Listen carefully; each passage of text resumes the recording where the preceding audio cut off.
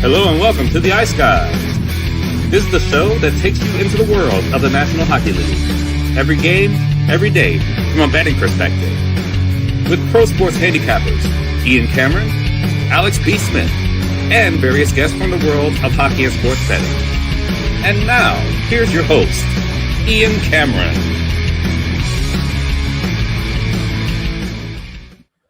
Welcome to the Ice Guys, Monday, December 15th. Ian Cameron, Alex B. Smith with you, and Perlo will be here in just a moment, ready to break down this Monday NHL card coming up in just a bit. We'll also look back on Sunday.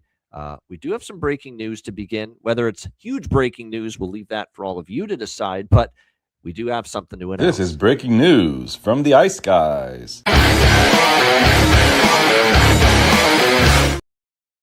We heard all weekend it could happen, and it did happen earlier today. Kevyn Adams out as general manager of the Buffalo Sabres, and Jarmo Kekalainen, assistant GM many years ago with St. Louis, and eventually after that, Columbus Blue Jackets general manager, taking over, a guy that had a very up and down run, I guess you could say, with the Columbus Blue Jackets as general manager. Is it a needle mover? We'll have to wait and see. Obviously, there's been some shortcomings. There's been some missteps with the Kevyn Adams era of this Buffalo Sabres team.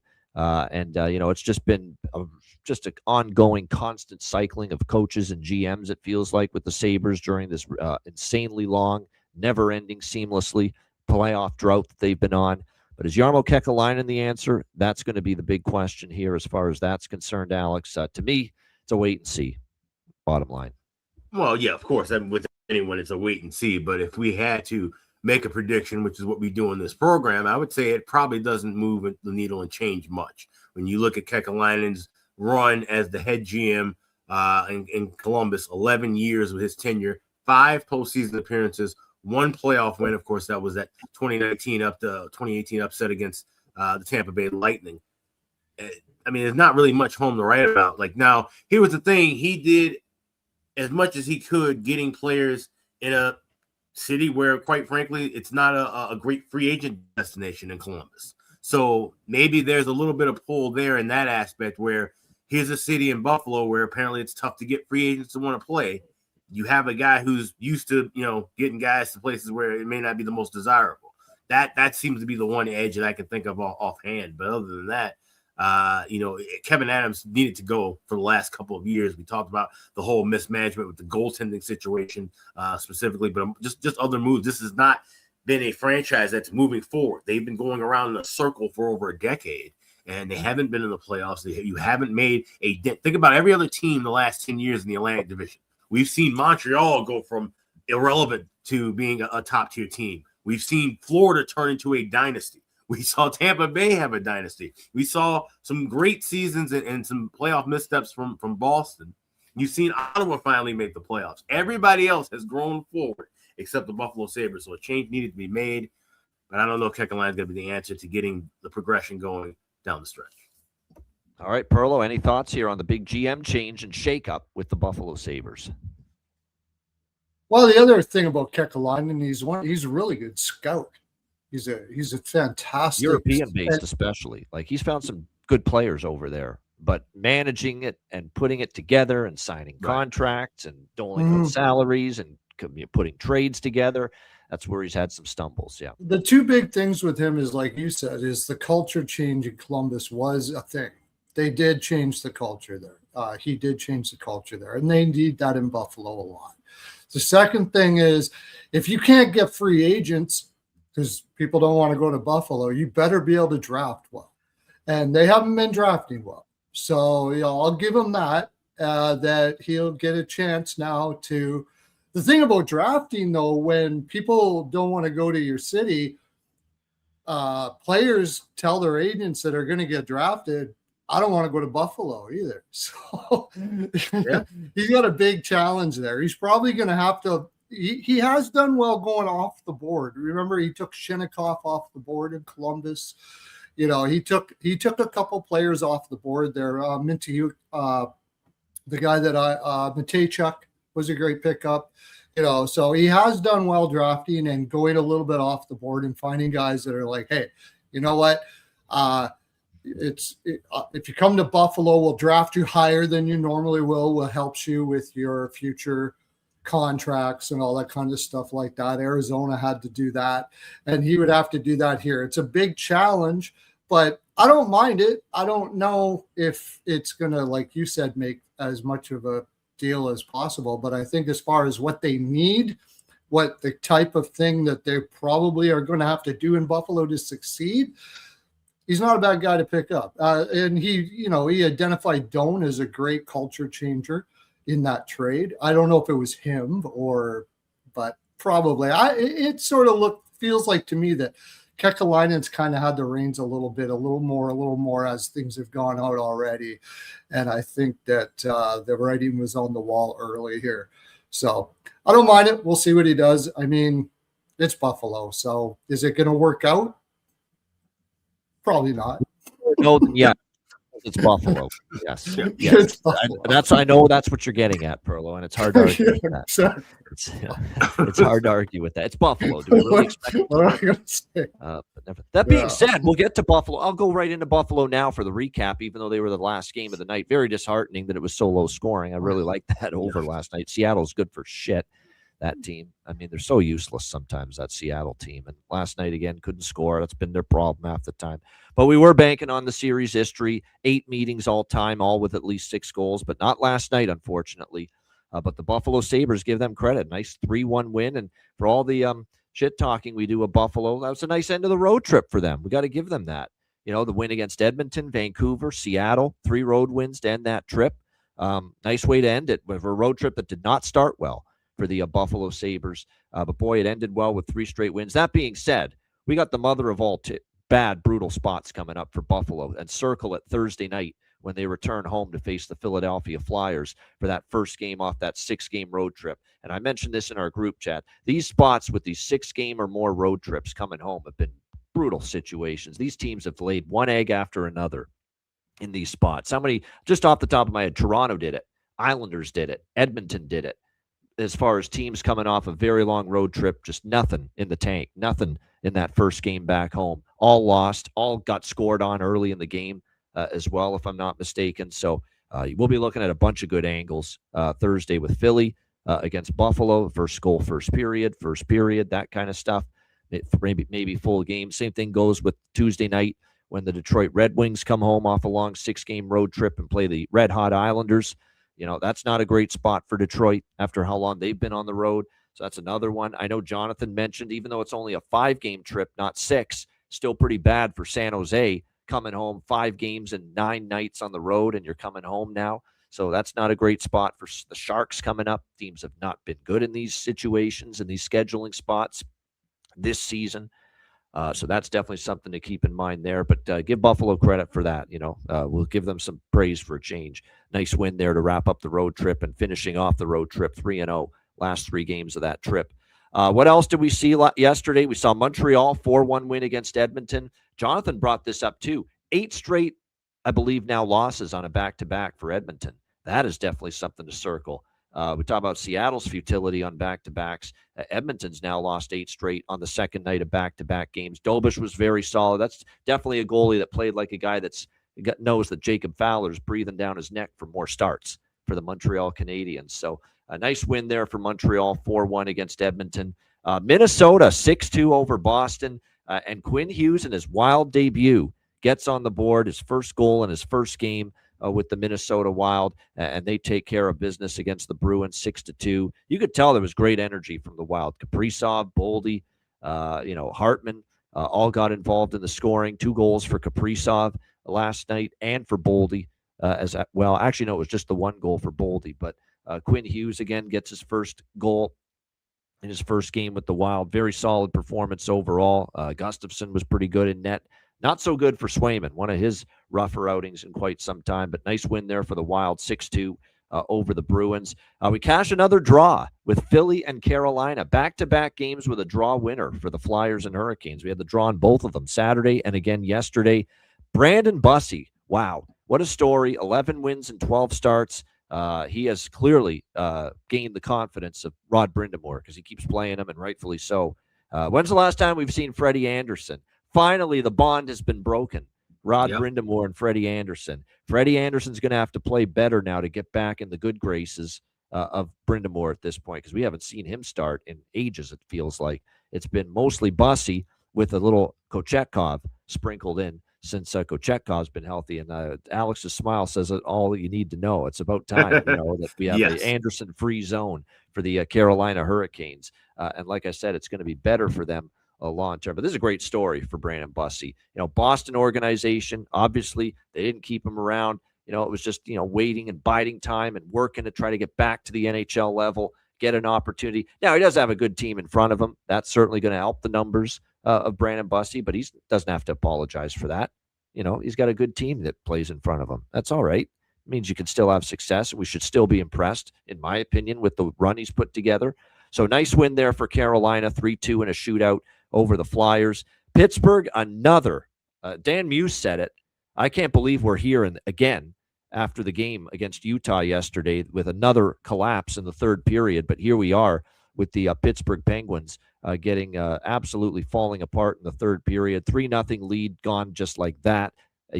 Alex had the brains to bet Utah live. I don't know why I didn't. I hesitated and I missed the chance. But nevertheless, great job on that one, Alex, with Utah coming back. Now, they got it to 3-3. They went ahead 4-3. Pittsburgh did tie it 4-4 after that, but Utah gets the winner, and there he is, Clint. We haven't seen Clint McLean, Diehard MMA podcast. Make sure you check that out if you're into UFC. 5-4 Utah win, and Dylan Gunther, red hot. How many overtime winners, game winners has he had this year for the Utah Mammoth? Incredible stuff, and a nice 5-4 win over Pittsburgh. That was a good game for me because I actually had Pittsburgh first goal of first period along in that game. So I took the right angle with Pittsburgh in that game early. I said I didn't trust them late, so that was great to see. And then we started the day when we were still on the air at the time with Vancouver, New Jersey. I like Vancouver. I thought the new blood would bring energy to the Canucks, and that's exactly what we saw. The insertion of Marco Rossi, Liam Ogren, and Zeev Buyem, who gets his first goal in his first game with Vancouver. I just thought there'd be a good energy, positive vibes for Vancouver. Didn't trust New Jersey to win back-to-back games, and the Canucks with a nice road win there, 2-1 over the New Jersey Devils, and a nice first game with the new members of the team coming over in the Quinn Hughes trade from the Minnesota Wild. Alex, your thoughts on what we saw Sunday? First off, shout out to Clint, and check out Diehard MMA podcast for sure. Great program there. It was an interesting Sunday. I was watching, of course, the majority of that Wild and Bruins game. And like you said, you could see the energy throughout that entire building, Grand Casino Arena, the fans and the players. I mean, we said this once this deal was made that, a jump that could bring this team and, like I said, bring that this fan base here some energy. They feed off one another. They look like the team that we've seen favored minus 160, 170 at home, where we go, really? Are they warranted that price? They were last night. They looked like that team. They looked like an energized group and a team that realizes, hey, we now have a quality player on the blue line who is a game changer on both ends of the ice. And we saw it. I kind of kicking myself because what I missed out on was Jared Spurgeon scored a goal. He scored the first goal of the game. He was someone I actually went to look at, and it was the same thought process that got me on Essa Lindell the other night in the bargain bin. When you have another defenseman come in, you still tend to see guys kind of, play well on that blue line and jump into the rush, and knowing that you now have a guy who can bring some offensive punch. That kind of woke up Faber, woke up Spurgeon. And so those are some guys that we can be looking at now for point props, goal props as well, because once again, like I said, this is now unifying this group, a disjointed group, of course, with all the injuries that they've had to suffer, over the last few years. So to see that solidified, it creates more value now looking at the Minnesota Wild. And when we kind of giggle about minus 140, minus 150 prices at home, they might be warranted because everybody's energized and fired up for this team right now. And if they feel like they have a chance to hang around with Colorado and Dallas, whether they can remains to be seen, of course, down the stretch. But right now, the Wild believe they're in it, and that locker room believes they're in it. And so that's a huge feel. You talked about Utah and Pittsburgh, and you mentioned in the chat that Utah's about, Pittsburgh's about to collapse again. I was not watching this game. Only until you message that in the chat when I go, okay, I'm betting. Well, it was right after they scored the 245. 2 goals right at the start of the third Right. to make it 3-2 after it was 3-0. I'm like, here we go again. Holy mackerel. So this is as actually soon as going to I happen saw again, that, maybe. as soon as I saw that in the chat, I look at the price plus 225 and hammered that. And the next thing you know, like I said, the floodgates opened up. But this is a problem for Pittsburgh. I mean, it don't matter who you have in goal. You cannot afford to have back-to-back games where you're getting outscored in the third period 4-1, and then you end up losing in overtime. And we're talking about teams that aren't Colorado and Dallas that you're playing. You're doing this to San Jose and Utah, teams who have gone through their ups and downs so far this year. That this is problematic for sure. And I don't know what changes from this. This isn't just a structural thing. This is a mindset at this point. You have to try and flush this out of your mind and get back to playing full 60 minutes of hockey. I know Sidney Crosby has to be the most incensed of anyone in that locker room and with that group, because it's something you don't see from him, something you don't see from his teams. But like I said, they're just in a kind of rough spot right now. And Vancouver, that was a very impressive game by them. Like I said, we like that trade for Minnesota, of course, with Hughes being the centerpiece there. But I think that's a great trade for Vancouver. Zeev William getting the goal and the assist. He's going to be making an immediate splash. And maybe now being in that top role, right? Like he's going to be the defenseman of the future there. Maybe now he can kind of embrace and get into that role. He can, utilize what he learned from playing alongside of Brock Faber, who had to be a young guy thrown right into the number one spot. And Spurgeon and Brodin, guys who, when they're healthy, were playing top minutes and playing quality role time for their team. So he's learned from a good group of guys, and now maybe he can put that forward being the guy there in Vancouver. Good stuff. Yeah, I agree. That definitely, like I said, I think to be honest with you, it's one of these trades where right now I look at Minnesota, maybe a bit of a bet on team, and I look at Vancouver, believe it or not, just in the short term, just while they ride the little mini wave here, Vancouver, that they could win a few games. Is it going to long-term turn the season around? I don't know. I'm kind of doubtful.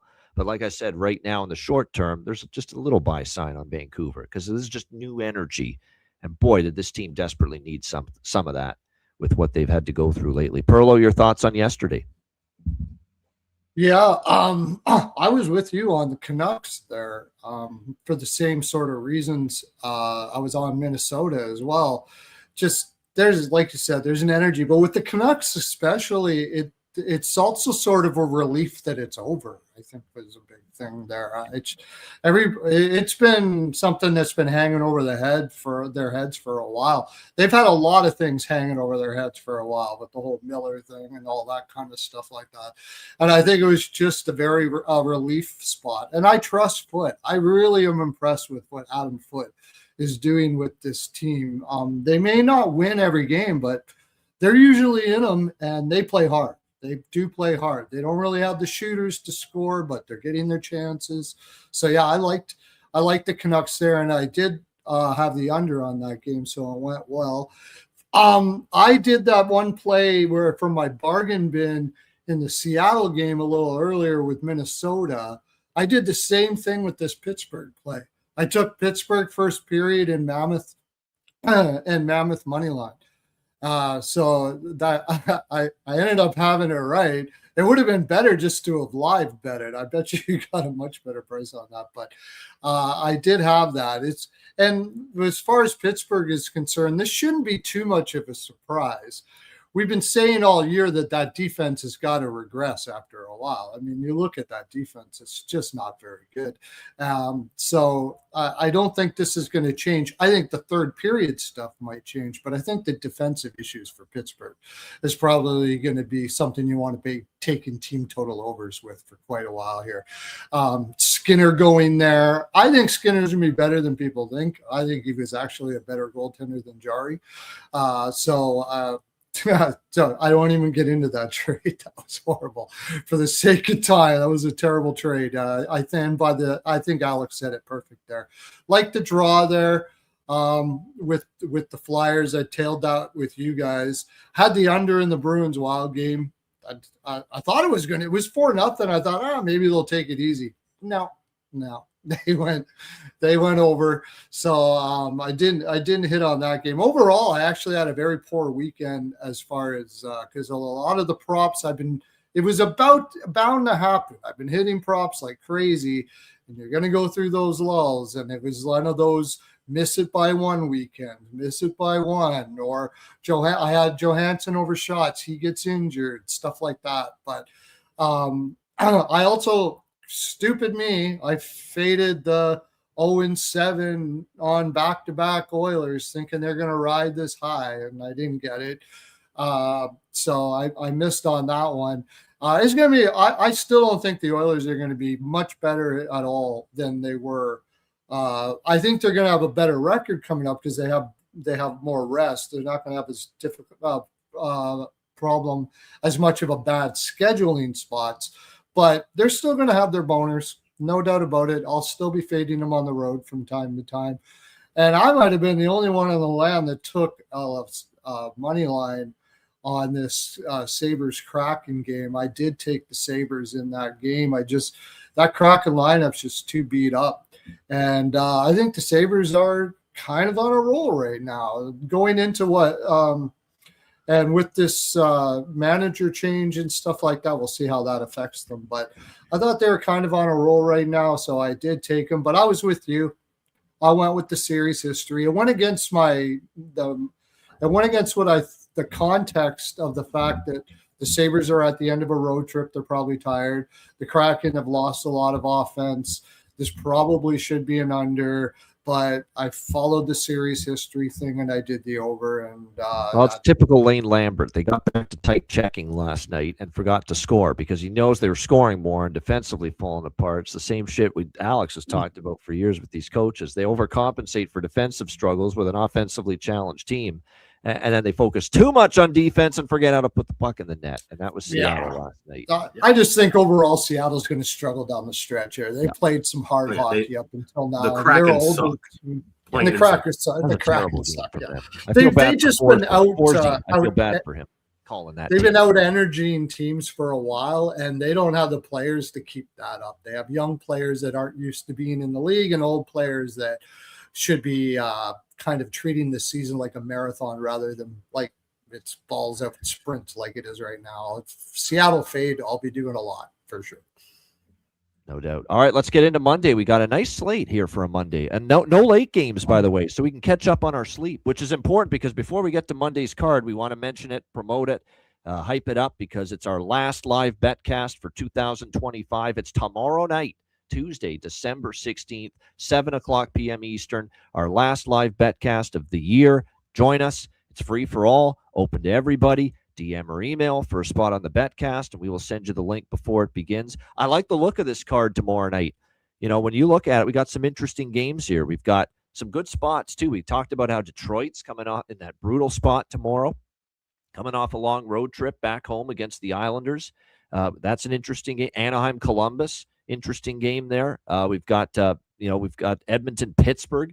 Could be a Jari versus a debuting Skinner for the Pittsburgh Penguins if he can figure out his freaking visa issues and get across that border, which is like a hell in a handbasket to try to get from Canada to the U.S. right now from that standpoint. But like I said, if Skinner is there, we could get a Jari versus Skinner matchup against their old teams. Washington, Minnesota is a really intriguing game now. Minnesota playing great. Washington's good. So there's some interesting games. Chicago, Toronto, original 6, and Joe Bowen night at in the building tomorrow, his big ceremony before the game, because his first game calling action for the Leafs in 1982 was a Chicago-Toronto game. That's why they picked this game. So that'll be great to see that tribute to Joe Bowen in his final season with the Leafs. So lots going on tomorrow night. Good slate. Looking forward to it. Make sure you join us for the live betcast. 7 p.m. Eastern, Tuesday night. Looking forward to that. All right, let's get into Monday's card. And what a way to start it. We've got the Battle of Florida. Florida Panthers, Tampa Bay Lightning. Tampa Bay minus 125 home favorites. The total here, 5.5 in some spots, 6 at other books. So make sure you shop around for this total. Always fun when you watch these two teams play. It's an interesting spot here. Tampa Bay's back home. Off a little bit of a road trip through Toronto, through Montreal, through New Jersey, through the Islanders. They got shut out by Toronto. They whipped New Jersey and Montreal, and their offense exploded in both games. Then they get shut down again by the Islanders, and the Islanders just seem to have their number. That's 3-0 for the Islanders this season against the Tampa Bay Lightning with that 3-2 shootout win on Saturday. Now Tampa back home off a mini little 4-game sojourn, so not the optimal spot for the Lightning. Not a great spot for Florida either, because they've been on the road a bit, and you go from the big win against Dallas, shutting out Dallas, and now you come back to Tampa, and then you'll finally get home. But normally the last game of a road trip, I'm fearful of backing teams, but this is the Battle of Florida. I can't imagine that Florida is like, oh, geez, well, it's the last game of a road trip. Let's just get this over with and not care about it. No, it's Tampa Bay. Okay, this is a rivalry. You got to get into it if you're Florida, and I'd expect that. But it's not so much motivation or any of that. I am attacking this depleted blue line of the Tampa Bay Lightning tonight. I think it's gutted. It's already bad enough that Victor Hedman's out. It's already bad enough Ryan McDonough is out. It's already bad enough your shot blocker, physical, clear the front of the net defenseman, and Eric Chernak's out. And now you lose. Don't sleep on Emil Lilleberg for Tampa Bay. This guy's a good, solid young defenseman. He's got a little physicality to his game. He's not bad in his own zone. And he is now out for this Tampa Bay team. That's now 4 starting defensemen missing for the Tampa Bay Lightning tonight. 4 of your regular 6 are out. So if you're John Cooper, and look, this guy has turned water into wine and gotten this team through so many injuries this year, and still with a respectable record, been able to win games and play solid hockey. I totally understand that. But at some point, I think it's going to catch up. And now you're talking about 4 starting defensemen out. It's going to tax everybody a little bit more. And look, they've gotten absolutely yeoman's work from the likes of a Darren Radish, who's definitely been asked to do a lot in the absence of all these players. And certainly I understand the prop look from everybody. How do you not bet Darren Radish right now for the Tampa Bay Lightning with what he's been able to do on the blue line? All the increased minutes, the power play opportunities. He's quarterbacking the power play, getting way more 5-on-5 ice time, and he's making the most of it. But your blue line tonight with no Hedman, no McDonough, no Chernak, no Lilleberg now, they're all on IR. You're talking about Moser and Radish as your top pair. You're talking about Charles-Edouard Dastu, who was just called up a few weeks ago to this team. Max Crozier is just a young kid, barely a few games into his run here with Tampa. And now you got Declan Carlisle, and just called up from the American League, Steven Santini, who's bounced around from the minors to the NHL for a long time now. I mean, that's really diving into the depth here for Tampa Bay on the blue line. So like I said, that's not what you want to see. And what have I said about Florida lately? To me, they're a bet-on team. The buy sign's out there right now on the Florida Panthers. They're getting their game going. It's a nice 4-1 run in their last 5 games. They beat Columbus and the Islanders last weekend. They beat Utah to start the road trip. Okay, they lost to Colorado. Terrible spot, back-to-back in altitude when they lost to Colorado. And then they beat Dallas in very impressive fashion. Now, Dallas to me was not good at all in that game. They looked like they had nothing in the tank, but you give Florida credit. Still a very good win on their part. I think they roll into Tampa and take advantage of this beaten up blue line of the Tampa Bay Lightning. I like the value with Florida. They lost to Tampa earlier this season in the only previous regular season meeting. So a little revenge angle here. Florida playing better hockey. Bobrovsky versus Johansson gives Florida a goaltending edge. Not to mention Johansson's been better than we expected. But at the same point in time, now let's see Johansson get the job done with 4 starting D out. Okay? Let's see how he plays behind this group with 4 starting D out tonight. So I like Florida. I got a better price, but I still like it at plus 105. I like the team total a lot. That's my favorite look. Team total was minus 135. Florida over 2.5. The juice has gone up on that. It looks like to minus 145, minus 150. You can go 3.5 if you prefer, but I like that over 2.5 as far as the team total for Florida. And I like the full game over at 5.5 because I just think we're going to see enough goals in this game with that depleted blue line of Tampa. Florida can score and find the back of the net. I think Tampa will too, because Tampa was scoring until they ran into the Islanders, who have just been a team that's been able to shut them down this year. So I think the Lightning will chip in offensively. So Panthers team total and money line split, and also the full game over for me here in the Battle of Florida. Looking forward to it. Should be a good one. Alex, what do you think here? Florida, Tampa Bay. Do not let my jersey choice fool you. I am all over Florida in this game. I have money line even money plus 100. Team total at flat 3 at plus 100. I have Florida tied with the over 4.5 and a parlay plus 150. I have first period over minus 115, and I have full game over 6 at plus 105. All right. Yeah. I mean, I'm in full agreement. I think it's definitely, like I said, a situation where, but just like I like the spot for Florida. I like their form right now. I like their price. I like that Tampa Bay is beaten up with 4 starting regulars on the blue line out. I mean, I think it sets up very nicely here for Florida. And this is atypical of me endorsing so strongly a team on the final game of their road trip, but this is totally different. This is a rivalry game. Florida's just not mailing in a game, I think, like this against a division rival, a team they have history with. So, like I said, I think Tampa's just a little vulnerable right now. Burlow, what do you think here? Panthers Lightning. I'm going to add in that Panthers money line over 4.5. I like that a lot. I got the team 2.5 as well. Team total over 2.5 and over 3. I might put a little bit on the 3.5 as well. Panthers money line. I got Panthers money line second period. They're much better second period teams than first. So I got a little bit on that. I got the over 5.5, and I took the 6 as well. So same thing. I laddered it up.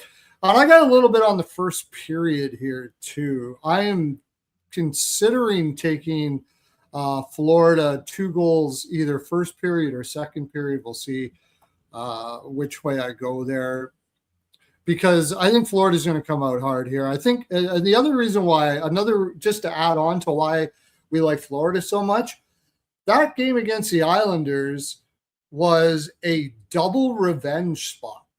They beat them twice in their own barn the last 2 times. And to not win that game is very demoralizing. I think they're coming in here on a low too. I don't think they're feeling good about themselves. So the more I talk about it, I think I like the first period as well for Florida.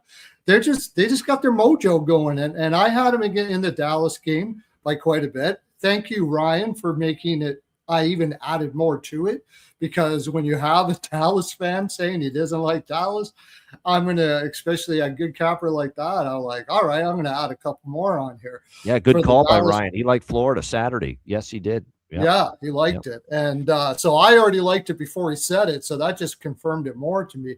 I just think it's taken a while for them to get the chemistry of the new lines that they have without the guys that are in there, without Barkov and without Kachuk. But you look at their lines now, Cooper has been mixing it up, and now he's not changing it. And they all look like they have their roles, and they look like they're back to playing Florida-style hockey here.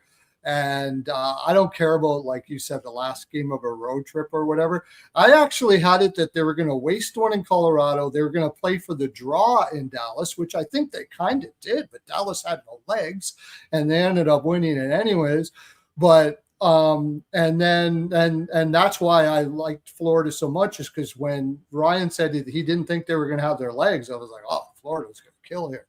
And now I just think they're going to carry it over against Tampa Bay. And yeah, I love Tampa Bay, or Florida here. Sorry. Don't tell me that's not a Freudian slip. I love Florida here in this one. So, yeah.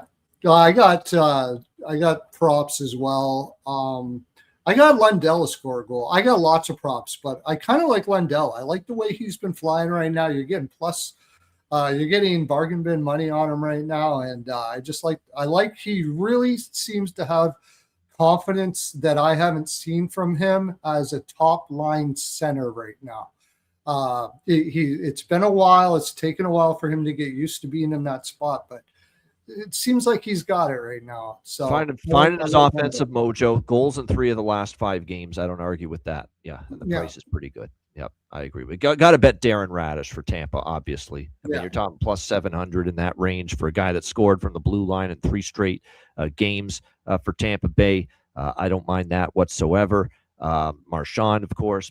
Maybe Bennett starts rolling again, because he scored last game, and he can, when he starts to feel it a bit, he can get on a roll. He can get streaky. So Sam Bennett, could be worth a look here tonight for the Florida Panthers in this game as well. And maybe I'd give a look to possibly, because he's streaky and he did score not last game, but the game before that, Bjorkstrand. and he is getting the opportunity on the second line for Tampa Bay. So there's another prop I'd consider here tonight. All right, Anaheim. And by the way, Bobrovsky, Johansson, and net. Anaheim, New York Rangers next up. Rangers minus 120, home favorite, 6 the total in this game. Maybe my love and infatuation of the Ducks has gotten carried away because I find myself backing them again here tonight in the plus 100, plus 105 range. And I know they haven't had a great road trip so far. I know that, right? You know, when you look at it, they beat Pittsburgh, a game they barely won. They shouldn't have. They probably didn't deserve that win, Anaheim against Pittsburgh, but they found a way. They tied it late, and they won another blown lead by Pittsburgh. They've had a lot of that lately, and they're off back-to-back losses where they didn't play great against the Devils and the Islanders. The last two, I was very surprised how poorly they played against the Devils, but some of that I'm chalking up to the start time, right? That 12:30 p.m. Eastern start time Saturday at 9:30 on the local body clock. Rangers 0-8 last 8 at home off a win, 100% Terry. I'm aware of that. They haven't won 2 straight home games yet. It's December 15th. This team has not won 2 in a row at Madison Square Garden yet this year. And, of course, they're coming off that 5-4 overtime win against the Montreal Canadiens on Saturday night. So I like Anaheim here. Quack, quack, quack, quack. Dostal will be more comfortable. Second game back from the injury, starting in net. Quack, quack.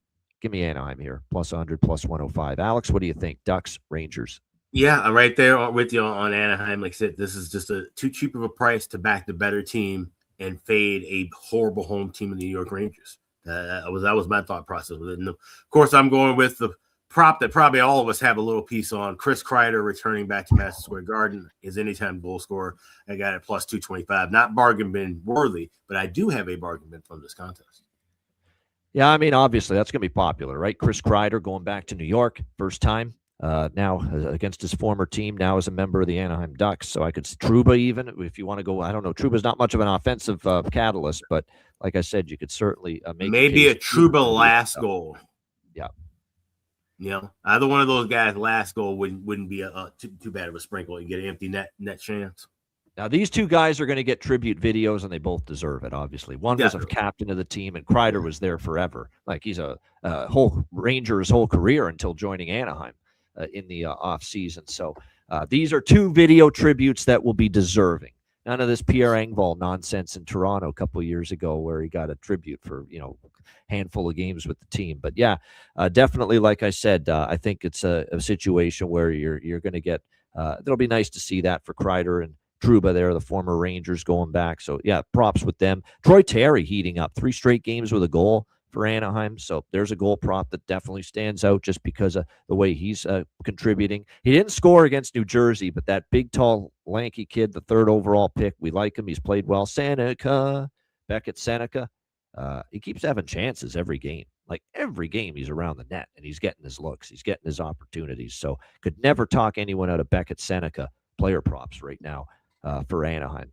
Should be, like I said, the goaltending matchup will be fun because we've got Dostal and Shesterkin going to be in between the pipes here for their respective teams tonight. Burlow, what do you think here? Anaheim, New York Rangers. Yeah, as I talked about this. Well, I talked about all the games on the show last night. You can, check me out. I'm on at 11 p.m. Eastern every night with Dre. Dre is an awesome guy, Exotic Picks.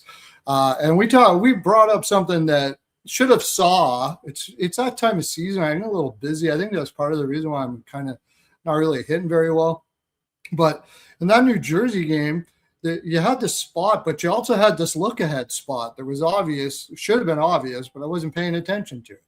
I think this is a big game. This is a huge game. And I think this Anaheim team is closer together than they've ever been, thanks to one of the best team builders out there in Joel Quenneville. Do you think that he's not using this lean to beat this team? For sure. I playing for your buddies, Kreider. I mean, this wasn't just Kreider and Trouba leaving. This was them kind of being exiled out of the organization. I don't think definitely the case with Trouba, 100%. Yeah, definitely with Trouba. And I mean, Kreider kind of as well, in the sense that he wasn't happy with the whole situation. I don't know, it might have been less forced, but it was still it was not good. Let's put it that way. And I think they're gonna. I think they're going to play for these guys here. Now, the other aspect of it is the players on the other side have a lot of respect for both of these guys. It's not like there is a hate on for Kreider and Trouba. In fact, the exact opposite. And I think that can affect the energy of a team when they're playing against guys who they know were wronged in the organization and now are coming back. So it's kind of tough to get your grr on when you kind of agree with what the players that are there that happened. So yeah, I like the Ducks a lot here. I'm going to take them team total over 3. I'm going to take them money line, and I'm going to take them money line first period. I'm going to play 3 plays on this. Of course, you got to take. I've got a bargain bin sort of thing going on here with this one as well. But look for Lacombe. Lacombe's been playing well. You can get his point prop for Kooky. All right. Very yeah, you can get. He's got points in like 7 of the last 8. You can take his assist or his goal prop. His goal prop is good too. He's been getting goals and assists. That's why I kind of like the point. But I usually do is I'll take the goal and the assist, and then if he gets 2 points, even better. So however you wish to do it. But another way you can do, because this is going to be a public Kreider play, he's going way over his shots right now, Lacombe. I'd play that individually and maybe ladder it. But also, I'm sure Kreider is going to shoot over 1.5 shots. So combine the two of them over 1.5 shots, you get plus 116, and put a full unit on that to cover just in case Kreider doesn't score or whatever other props you might do. So I talked a little more about these props here because they're a little more inventive. And, of course, Seneca, Terry over 2.5 shots. Like, those are just hitting like crazy right now. Yeah, no doubt. So, yeah, good props there. Like I said, Kreider and Trouba, there's going to be a lot of people on props involving those two. So, like I said, that'll be interesting to see how that plays out for them here in this game tonight in their return to New York. All right, Ottawa, Winnipeg. We got Winnipeg minus 125, home favorites, 6 the total in this game. You know, when we were on the air Saturday, it was obviously at noon, which is when we're on the weekends, and we talked Washington, Winnipeg. I was certainly believing Eric Comrie was going to start. I did not think Hellebuck was quite ready to return, and sure enough, there he is, activated off IR later in the afternoon and starting against Washington. And boy, what a return it was, beating a very good Capitals team, 5-1 win. Looked very solid. There wasn't really much rust there in Hellebuck's play. He was very solid, throughout the most of the night against the Capitals. So that was impressive to see. Obviously, they're happy to have him back. They're not going to waste any time putting him right back in there tonight against Ottawa, an Ottawa team coming off a 3-2 loss to Minnesota on Saturday. We'll see if they can bounce back from that here on the third game of this road trip. Just a mini road trip. They go home to face Pittsburgh here after this. You know, the idea of backing Ottawa off a loss, I'm interested, but Winnipeg knows they got to get on a roll here, a win streak, and a good win against a really good Washington team. Everybody's a little bit more amped up now throughout the vibes of the dressing room. I'm sure increased with getting their goalie back, knowing how much of a struggle it was to win games for the Winnipeg Jets without Hellebuck. So I'm not sure I want to temper getting in front of this Winnipeg momentum that they might possibly have with Hellebuck back coming off the Washington win, even though I do think Ottawa will play a hard, tough game to try to bounce back, get a win to finish this road trip. I like the draw here. That's the only bet I got pregame. I think we could see a chance that this game goes to overtime, East versus West. So again, neither team's going to be that concerned with the other getting any points out of this game. So the draw is the only thing I got pregame. There are some props, though, I do like, and I'll mention them quickly here. Stützle's on a goal streak, like that. Batherson's been good lately for Ottawa, like that. And for Winnipeg, we got to keep rolling with our guy, Iafallo, who was a bargain bin winner for me on Saturday against Washington. Back-to-back games with a goal. Arneal's moved him up to the top line on occasion with Connor and Scheifele, which has helped him. He's got a little bump in ice time. He's making the most of it. 2 games in a row with a goal for Iafallo. And if you really want to go for the down-the-board shot for Winnipeg, why not a Morgan Barron? We've seen this guy every now and then go on these 2, 3, 4-game goal streaks, and he's scored now in back-to-back games for the Winnipeg Jets. And Morgan Barron is someone you can get north of plus 900 to score tonight. So a couple of nice plus-price shots here in this game, especially on the Winnipeg side. And Velarde, by the way, has scored in back-to-back games. He's only plus 210, but certainly wouldn't argue with it. But bargain bin worthy.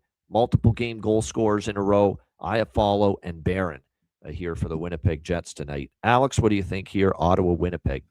Yeah, I grabbed this draw as well. It got plus 310 at BetMGM. Shop around. Now, if you like props, you can combine them over at FanDuel along with the draw. For example, you mentioned Gabe Vilardi. I actually like Gabe Vilardi to get a point along with the draw. You can bump up what is plus 270 on the draw by itself to 487 if you tie in a Gabe Vilardi anytime point there. But also looking at Alex Iafallo again, I did tell you on that when he scored the other night.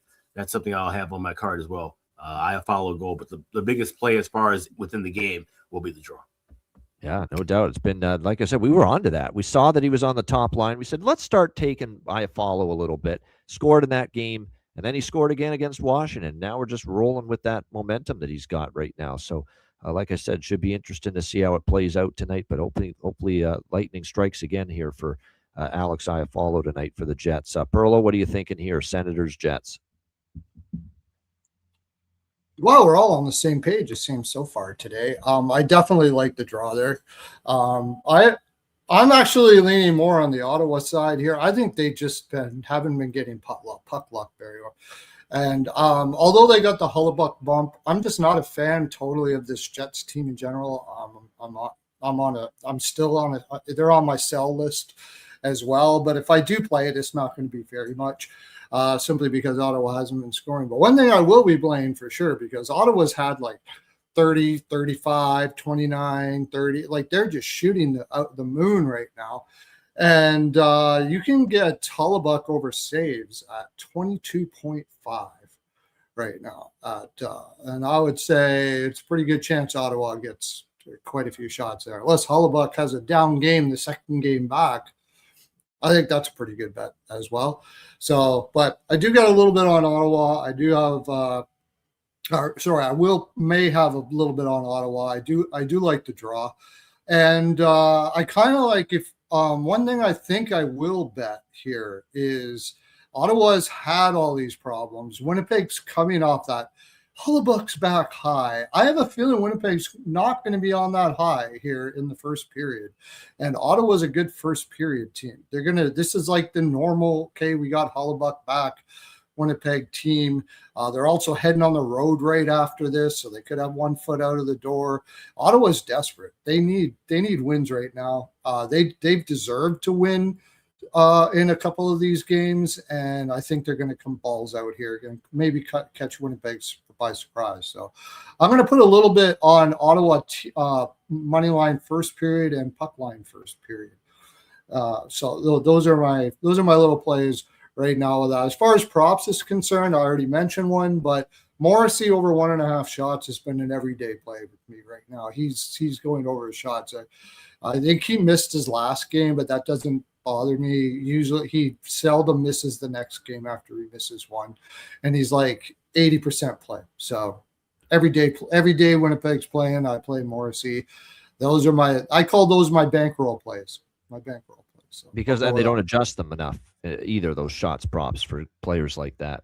Josh Morrissey, for instance. Yeah, goalie props too are fantastic because not too many people play them. So when you get to 22.5, you can go get it now. It probably is still there because people don't buy them. So they don't buy it. They don't buy it up or they don't buy it down. So it usually stays the same. So you could probably go get it right now and it's still at 22.5 for Hellebuyck over. All right, Nashville and St. Louis next up. -110 even money, pretty much both sides, 5.5 the total. Small bet only here, but I took over 5.5 just because I'm riding the Nashville overrun. It's been a pretty strong over team lately, and most of their games have gotten to 6 goals. Here's the one thing that concerns me, though, even though I'm on the over, and that's why it's a small bet. They just played in Nashville recently, in Nashville it was, and St. Louis just got dummied there, 7-2. And it was the wake-up call game, the Jim Montgomery imploring his team, take better care defensively, and the way you check and the way you play at that end of the ice. And sure enough, they played a lot better defensive game against Alex's Hawks on Friday night. I thought they were a lot more dialed in defensively, St. Louis, in that game. And I wonder if there's a carryover here defensively with what we saw from the Blues against Chicago, considering, that was the Nashville game that was that quote unquote wake up call, where they were just giving up goals left and right. Boston, they'd given up 5 goals, Nashville 7, and then they played one of their better defensive games in a while, beating Chicago 3-2. And maybe they carry that over here into this rematch against Nashville, knowing this is the team they gave up 7 goals to just last week. So only because Nashville's been a crazy over team, am I on this over 5.5, but this is not a bet I love by any stretch of the imagination. I am concerned that maybe it's a more of a tighter, cagier, lower scoring affair. Blues, try to make amends for giving up 7 in that previous game. Saros and Hofer are going to be the goaltenders here. And some bad news for St. Louis. And of course, one of my favorite players, certainly from a prop standpoint, the last year and a bit has been Holloway. Dylan Holloway, of injury and practice of all things, as if things haven't been tough enough for the Blues. They have an injury in practice to Dylan Holloway, and it's looking like 6 weeks now. He's going to be out. So just, terrible to see that. Yes. And it's just a sign of what this season has devolved into for the St. Louis Blues.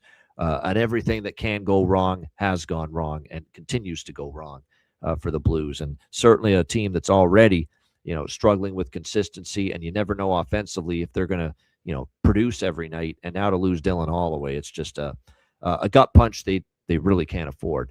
Alex, what do you think here? Nashville, St. Louis. So I have a bet to set up another bet. I'm going with goal in first 5 minutes in the first period, plus 176 at FanDuel. If that cashes, I will be betting the live under. The same thing that I did yesterday with Vancouver and New Jersey. Got that goal early, and I was able to get 6.5 at plus 115 to the under. So that's the way I'm trying to set this up. Hope for a goal early from someone. Knock that plus money into the under 6.5 and grab that live. All right, Perlo, anything here? Predators, Blues. Yeah, Alex and I are kind of on the same page there too. I like the over in the first period in this game, and then I think it's going to settle out after that. You got St. Louis coming off that, they got shellacked. They're going to be coming out flying here. Nashville coming off that Colorado game. Believe it or not, I think they're coming in with confidence after that Colorado game. I really, that was going to be, that could have been a serious spanking, and they played really well. And with that being said, even though this is a revenge game for St. Louis, I like Nashville. I got them at plus money. I just like the flow of I like the way they're playing right now. They're playing I've saw some videos on YouTube of them just generally hanging out and stuff like that. This is a big family team. These guys really, really love each other a lot. I hate to say it that way, but it's true. Well, Barry Trotz was adamant. The player, there's no rift with this team. They're tight. They care.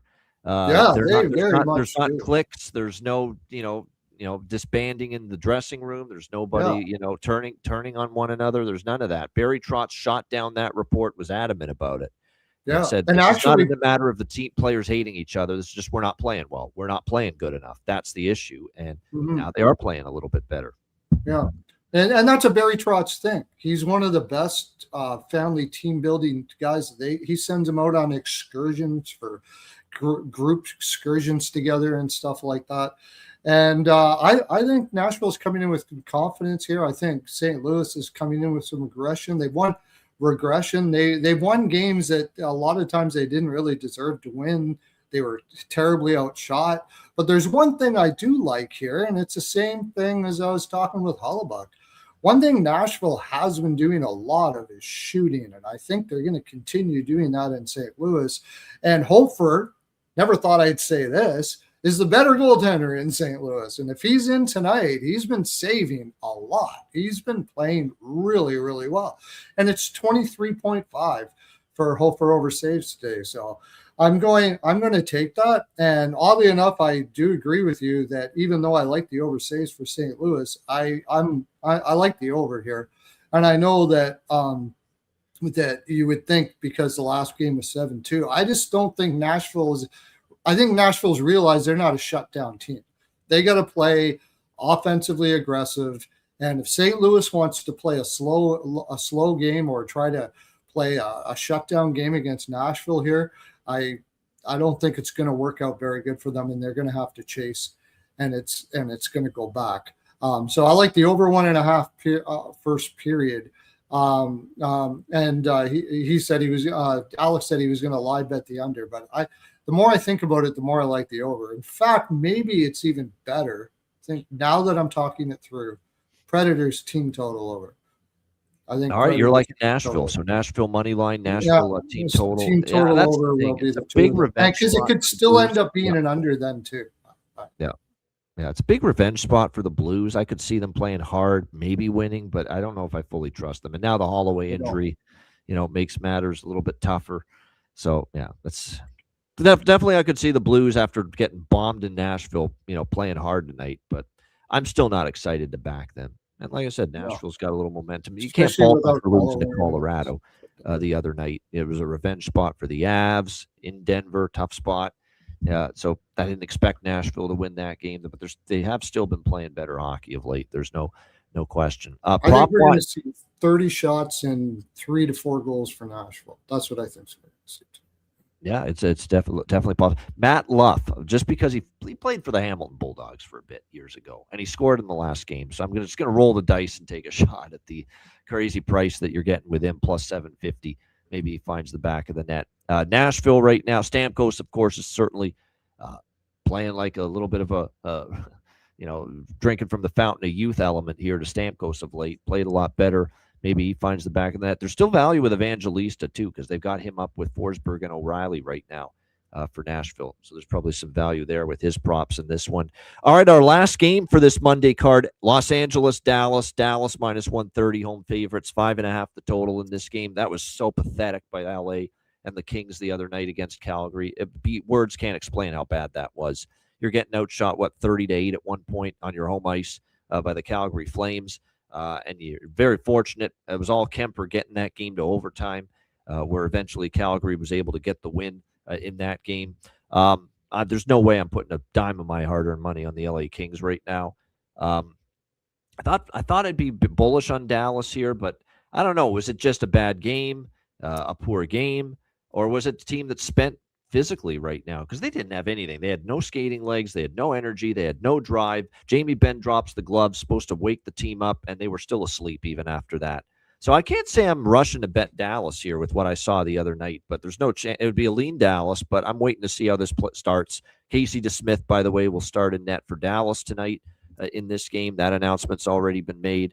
For the Kings, we expect it to be Darcy. It is Darcy Kemper again. Byfield and Deneau still out for L.A., and for the most part, other than Bichel and Seguin, Dallas Stars, finally starting to get most of their guys healthy again. Of course, Duchesne's been back for several games now. Thomas Harley just came back recently. I'm going to wait to see how this starts first.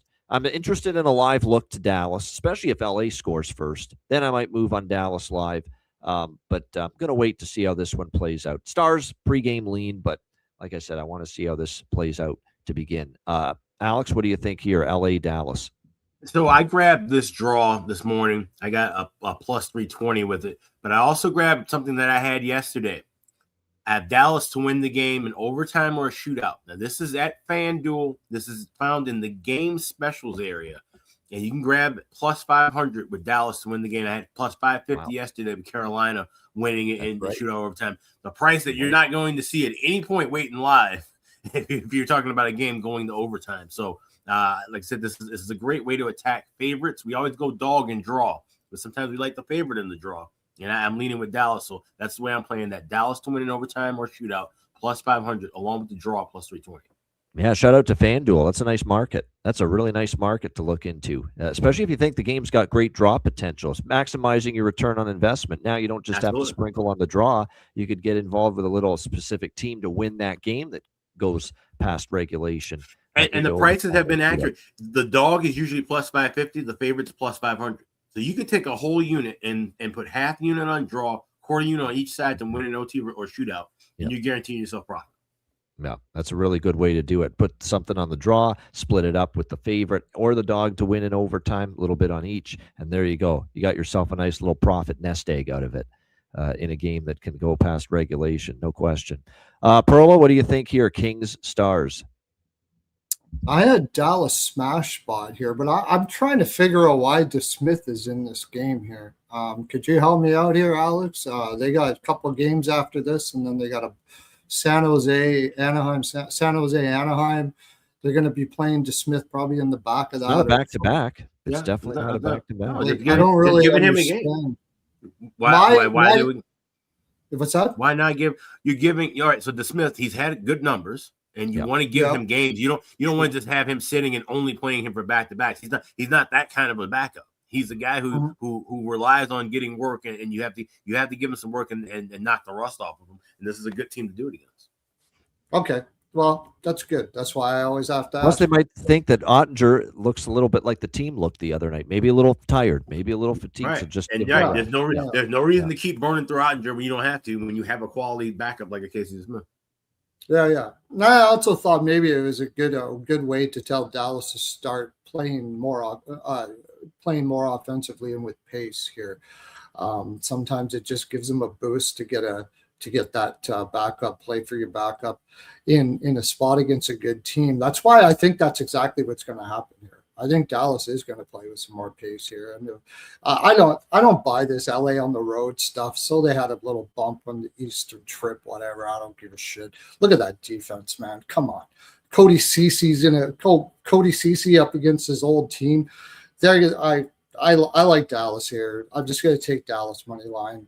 The DeSmith thing sort of kind of had me thinking, but I don't buy this LA Kings team. I don't buy the on the road stuff. I don't buy that they're a good road team. I don't buy that they're a good team. I think they're poorly coached. They're probably going to collapse around Kemper. Los Angeles team total under. That was what I was playing. That's what I liked when I thought that Audie was going to be in. And now that I talked to Alex about it, he has put up good numbers. He's played really well. The team's going to play well in front of him. And if a team's going to play well in front of a team that's as good as Dallas against an LA team that is so poorly coached and all they're going to do is collapse around Kemper all game, they're probably not going to score. So I'm going to take LA team total under, Dallas money line. I won't worry about the team total. Kemper's damn good, and they are going to collapse around him. I could see this being like 3-0 or 2-0 or something like that. That's where I'm going with you. Yeah, it's possible. One thing I want to point out too about DeSmith here in this start here too, he has been solid. Let's give him his due. There's a reason he's starting here. Like if you can't start a backup goalie like Casey DeSmith with a 7-1-3 record this year, a 2.23 goals against average, a .920 save percentage in 11 appearances this year against a team that's fifth last in the NHL in goals per game, the Los Angeles Kings. When can you put him in? When can you trust him? If not tonight. So I understand the thinking. Good point. And you're also sending a message to this LA team that we're way better than you. Like it's kind of like it's almost like you're saying it's almost like a slap in the face to put in your backup against these guys. So I completely disagree with that. But I want to say something in the chat. Shout out to Jimmy Underwood 13 in the chat. He's asking, can you bet for a game to not go to overtime? Yes, you can. We talk about this market all the time. We talk about how there's a discrepancy with the prices of the three-way line of the draw or the yes/no overtime prop. So you can bet no. A game won't go to overtime. Now, you'll have to lay, for this particular game, minus 370. If you wish to jump off of that bridge and lay minus 370 that this game ends in 60 minutes and not pick a side to win, you can go with, no, the game doesn't go to overtime. That's available at FanDuel. That's available at a lot of books, but it's under the yes/no overtime prop. Can you parlay that at FanDuel? Possibly. I don't know. I've never tried it because I've never bet a no on an overtime in my entire life. Yeah, I know. It's like that's not our thing. We're yes overtime folks, not no overtime folks. If I'm laying 370, it's because it's a boxing match and I know the fucking outcome. Yeah. So. The reason why I said that, Alice, and you can disagree with me if you wish, it's because it's not the fact that DeSmith is a bad LA may look at it that Dallas doesn't. It's the way LA may look at it, saying, "No, you're putting your back up against me." Yeah, exactly. No. We think he's a good goalie. I think there are times where that is the case. I just think that's very rare, and I certainly don't think this is one of those cases. Yeah. Okay. I think this is just we have faith in DeSmith right now. Ottinger maybe needs a little blow. We have faith in DeSmith. He's played well. Let's get him in there. He's got a great record. He's at 7-4 with 2.2 goals against, and like I said, the numbers are solid. Oh, he's a good goaltender. That's for sure. He is. He's definitely one of the better. We'll have to, really. I'd need time to look at every single platoon situation to really decide who's the best backup in the league right now. But he's up there, Casey DeSmith. He's up there. One of them. This is definitely one of the better 1-2 tandems in the league, and has been since DeSmith arrived in Dallas. We thought DeSmith would be a downgrade from Wedgwood, and in a sense he is, only because Wedgwood's gotten so much better. But DeSmith is playing the role perfectly behind Andre. I think this is a great tandem. Yeah, should be interesting. Like I said, we'll see how he plays tonight. Again, they're not throwing him in there against the Colorado Avalanche. They're not throwing him in there against the Anaheim. They're a potent, big-time offensive team. This is the LA Kings at 5th worst in the NHL in goals per game this year. So, like I said, this is the spot. If you think Jake Ottinger needs some rest, put him in. Put Casey DeSmith in there tonight, even though it's not a back-to-back. I see what Glenn Gullitson's thinking doing that. All right, great stuff. Shout out to everyone in the chat. Hit the like button. We appreciate it very much. We cannot wait for the Betcast tomorrow night, 7 p.m. Eastern. Make sure you join us Tuesday, December 16th. DM or email to join the Betcast. Looking forward to it. Check out wizardsportspicks.com, of course. A great roster of handicappers. Check it out. Great run for me on the site. Beyond the Lines videos on the YouTube channel every day. Check it out. wizardsportspicks.com. Check out patreon.com/iceguys, $10 per month. Goalie charts, totals charts, all our bonus content, many more exclusive to Patreon members only, live betcasts in the new year. And, of course, our daily betting cards, sides, totals, player props posted each and every day on the Patreon page. Get on board right now. Give yourself the gift of a Patreon membership. Your membership goes a long way to supporting the show and keeping it going long term. Get on board for just $10 per month. Patreon.com/iceguys. Also, check out the Ice Guys store, iceguys.myspreadshop.com. You have 3 days left to save 25% off orders that are $50 or more. Now's the time to get stuff for Christmas. You're running out of time if you want it under the tree. I mean, it's the 15th, for crying out loud. We're 10 days away from the holiday. Do not delay. Get your items now. Get it ordered. Get your express shipping. There's 3 types of shipping you can get. So anything express or overnight, you'll have it there in time under the tree for Christmas. Do not delay. 3 days left to save 25% off of orders $50 or more. That's at iceguys.myspreadshop.com. Good stuff indeed. Yeah, the Patreon saves lives. We appreciate that. Thank you for the kind words there, Ariel. But and bankrolls, not just lives, but bankrolls. We appreciate that, though. Thank you for that. All right, bargain bin special tonight. Best bets coming up right after we hear from our great Ice Guy sponsors.